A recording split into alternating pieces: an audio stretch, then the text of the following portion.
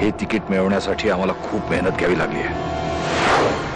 या चुकीमुळे आमचं पॉलिटिकल लाईफ डिस्टर्ब व्हायला नको। काय करून बसलो आम्ही? आम्हाला नताशाला मारायचं नव्हतं,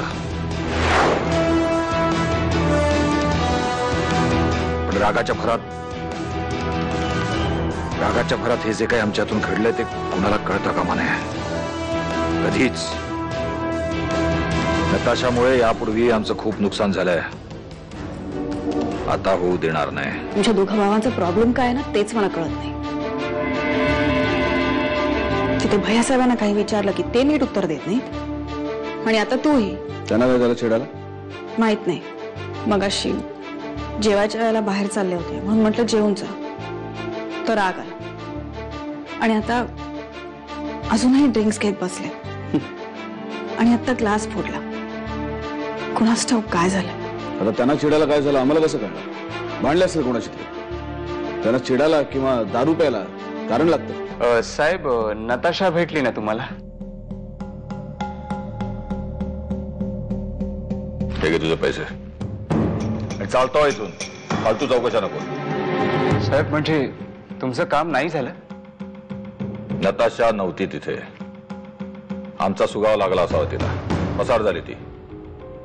साहेब, हे कसं शक्य आहे? मी तिथे बारीक लक्ष ठेवून। निघ म्हटलं ना, निघायचं। तू काय लपून ठेवलंस काय? नाही नाही, आम्ही सगळं ऑफिसला जाताना ज्या गोष्टी घेतो त्या सगळ्या घेतल्यात बरोबर। नाही नाही, काही विसरलो नाही।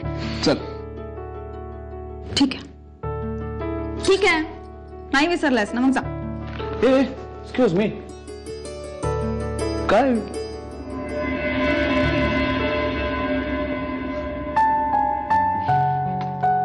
आता आमच्या लक्षात आलं मी काय विसरलो।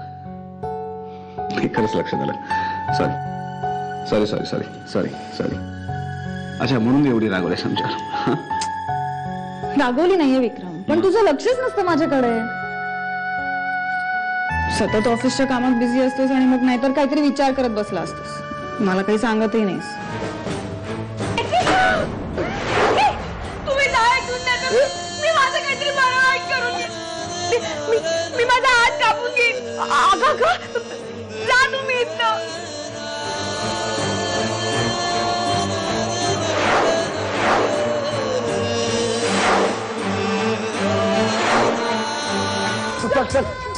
नको किट्टी,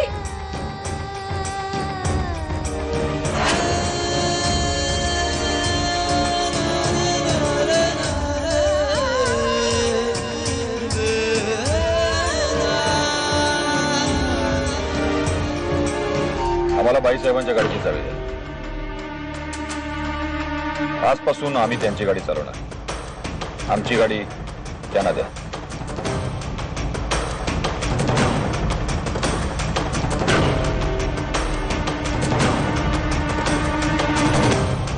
याच्यावर आता एकच ऑप्शन आहे, एकच पर्याय आहे। ती जर डॉक्टर देशपांडेंकडे यायला तयार नसेल तर आपण डॉक्टर देशपांडेंना इथे बोलवूया। हा, म्हणजे काय, म्हणजे काय, त्यांनी एकदा जर तिला बघितलं ना तर कदाचित त्यांना अंदाज येईल एक्झॅक्टली तिचा प्रॉब्लेम काय आहे। मला असं वाटतं की बाळाचा आपला निर्णय त्यांना कदाचित नाही देव, हे कारण नाही वाटत मला। काल ते नताशाला भेटायला गेले होते। नताशा?